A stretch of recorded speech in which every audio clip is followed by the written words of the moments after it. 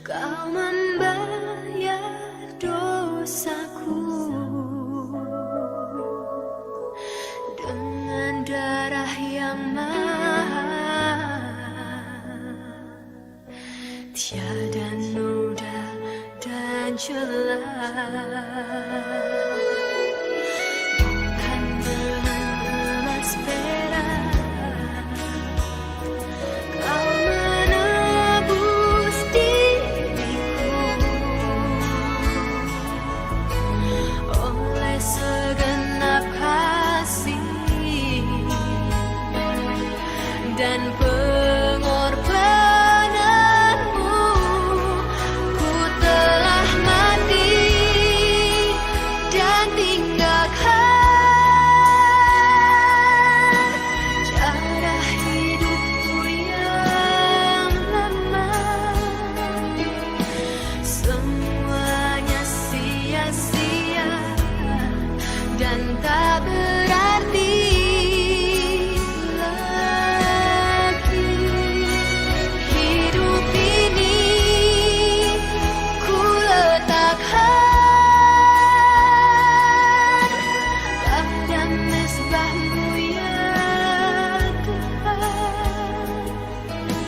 Jadilah padaku seperti Shalom, jemaat Gibi Kedamaian yang dikasihi oleh Tuhan Yesus Kristus.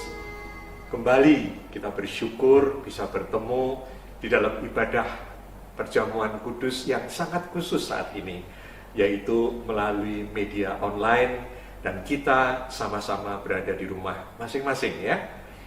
Oleh karena itu, kita akan berdoa mengawali seluruh ibadah kita.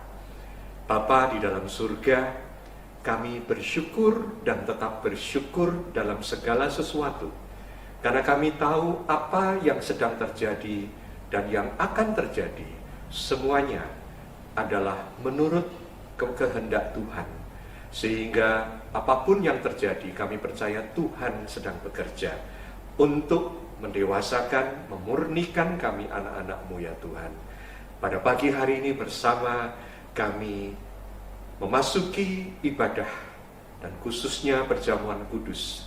Kami di rumah masing-masing, tetapi kami percaya secara iman kami ada bersama-sama berkumpul dan Tuhan ada di tengah-tengah kami. Izinkan kami Tuhan menerima berkat-berkat-Mu. Di dalam nama Tuhan Yesus kami mohon Tuhan menguduskan seluruh kehidupan kami, seluruh kami dan keluarga kami di rumah kami masing-masing. Kuduskan kami ya Tuhan. Di dalam nama Tuhan Yesus kami memulai ibadah ini. Haleluya. Amin. Nah, saudara-saudara sekalian, hari ini kita akan melakukan perjamuan kudus. Oleh karena itu, saya ingin mengawali dengan renungan yang singkat, tetapi sangat penting buat kita, yaitu makna perjamuan kudus. Dan mari kita membuka bersama-sama di dalam surat 1 Korintus 11 ayat yang ke-26 sampai dengan ayat yang ke-29 ya. 1 Korintus 11 26 sampai dengan 29. Demikian firman Tuhan. Sebab setiap kali kamu makan roti ini dan minum cawan ini, kamu memberitakan kematian Tuhan sampai Ia datang. Jadi barang siapa dengan cara yang tidak layak makan roti atau minum cawan Tuhan, ia berdosa terhadap tubuh dan darah Tuhan. Karena itu hendaklah tiap-tiap orang menguji dirinya sendiri, dan sesudah itu ia makan roti dan minum dari cawan ini. Karena barang siapa makan dan minum tanpa mengakui tubuh Tuhan, ia mendatangkan hukuman atas dirinya. Saudara-saudara kekasih dalam Tuhan Yesus Kristus, satu hal yang sangat penting dan sentral di dalam iman orang percaya adalah kematian penebusan Tuhan Yesus Kristus di atas kayu salib. Kematiannya itu bukan kematian biasa, tetapi kematian yang direncanakan sebagai kurban penebus dosa. Tanpa kematian Tuhan, maka kelahiran Tuhan dan segala sesuatunya tidak ada maknanya. Oleh karena itu sangat penting kita mengingat dan diperintahkan untuk melakukan perjamuan kudus secara rutin dan berulang-ulang. Di dalam kekristenan ada dua meterai atau dua sakramen, yaitu baptisan dan perjamuan kudus. Keduanya itu merupakan tanda dan meterai yang membuat kita selalu dekat kepada Tuhan. Jadi kita lihat pada Tuhan Yesus memberikan contoh bagaimana dia itu melakukan perjamuan kudus pada malam sebelum dia ditangkap dan esoknya dia disalibkan, yaitu yang disebut the Last Supper. Perjamuan kudus yang dilakukan Tuhan adalah menggunakan roti dan juga anggur. Roti dan anggur ini oleh Tuhan dinyatakan atau ditransformasikan menjadi sebuah pengalaman spiritual, yaitu makna dari roti dan anggur ini adalah tubuh Kristus yang diserahkan dan darah Kristus yang dicurahkan. Tetapi kita tidak diajarkan bahwa kita akan membuat magis perjamuan kudus ini. Ini adalah lambang.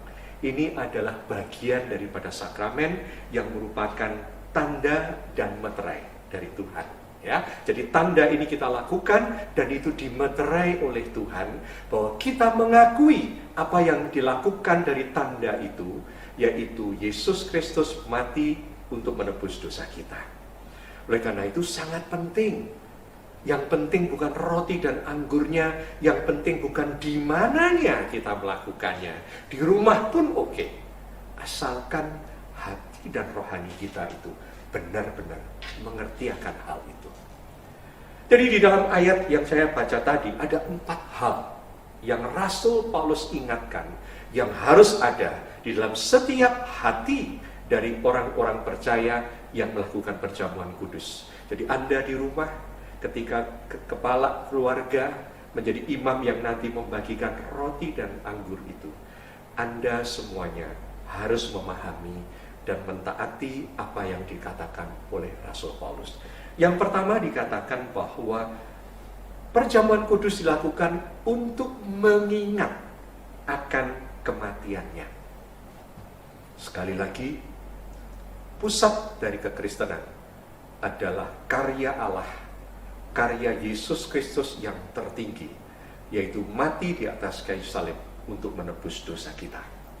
Ya, jadi itu karya puncak Tuhan. Kita tahu bahwa kita bisa menjadi orang Kristen hanya melalui karya Tuhan Yesus Kristus. Dan yang kedua, ketika mengingat kematiannya, adalah kita mengingat bagaimana dia mati. Maka itu roti itu dipecah-pecahkan, menunjukkan tubuh Kristus yang dianiaya, yang diserahkan bagi orang-orang berdosa, supaya kita memiliki tubuh yang baru nantinya. Dan darah anggur itu darah yang dicurahkan melalui penderitaannya yang begitu luar biasa, supaya kita tahu bahwa hanya melalui penebusan darah Yesus yang dikatakan sebagai anak domba Allah, itu kita betul-betul sudah ditebus dari dosa-dosa kita. Jadi yang pertama, kita mengingat. Apakah saudara mengingat apa yang sudah Tuhan lakukan bagi hidup saudara? Bukan sekedar berkat-berkat yang kita terima saat ini, tapi justru berkat keselamatan itu Anda ingat melalui mengingat akan kematiannya. Yang kedua adalah kita juga harus melihat ke depan melalui perjamuan kudus. Karena itu Tuhan mengatakan bahwa kita harus melakukannya untuk mengingat akan kematiannya sampai kapan?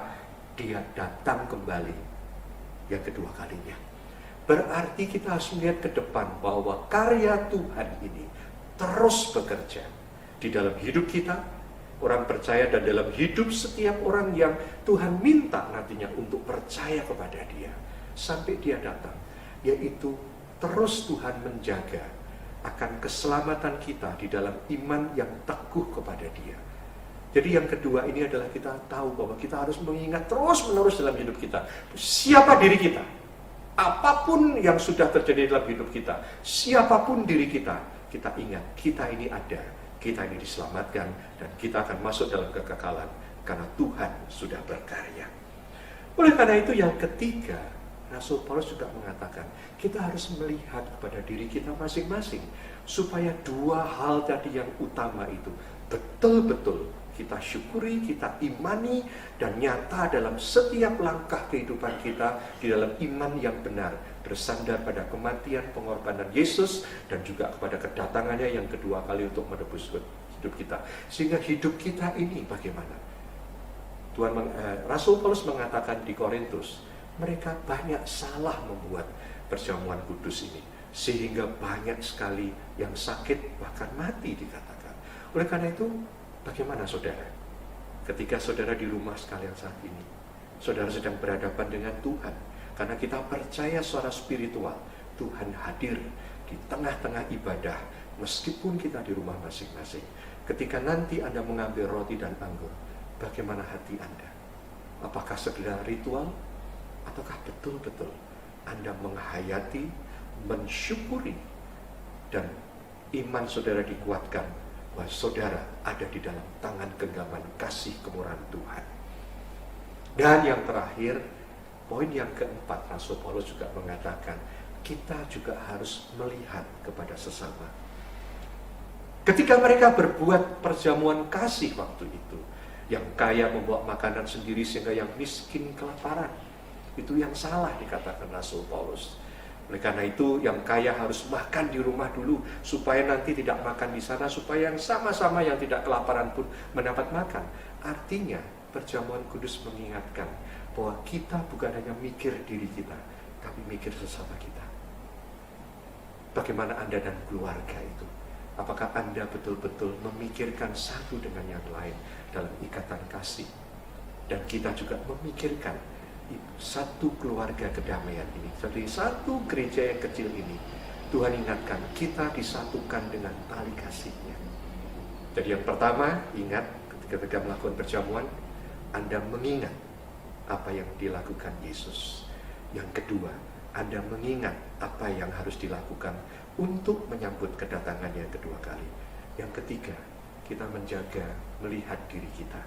Apakah kita siap untuk betul-betul mengalami transformasi secara spiritual dari roti dan anggur itu, tanpa kita memakiskan roti dan anggur itu. Dan yang keempat, lihat sekeliling kita, apakah kita saling mengasihi. Karena itu mari kita masuk dalam perjamuan kudus, dan Tuhan memberkati kita. Saudara, di masing-masing rumah, mohon kita persiapkan roti dan anggurnya ya.